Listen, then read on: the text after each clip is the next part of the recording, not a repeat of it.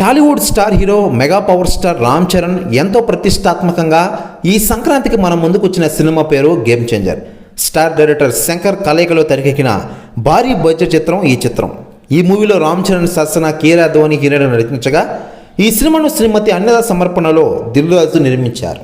తెలుగు, తమిళ, హిందీ భాషలో ఈ మూవీ జనవరి 10న ప్రపంచవ్యాప్తంగా రిలీజ్ అయిన విషయం మనకందరికీ తెలిసిందే.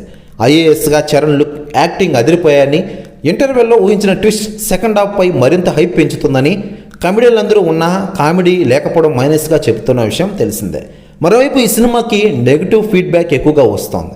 ఈ సినిమా మొదటి రోజు కలెక్షన్స్ 50 కోట్లు దాటలేదని చాలామంది అంటూ ఉన్నారు. దీనిపై చాలామంది చాలా రకాలుగా స్పందిస్తున్న విషయం తెలిసిందే. అదే తాజాగా మెగా పవర్ స్టార్ రామ్ చరణ్కి ఈ విషయంపై తాజాగా ఫోన్ చేశారట ఆంధ్రప్రదేశ్ డిప్యూటీ సీఎం పవన్ కళ్యాణ్ గారు.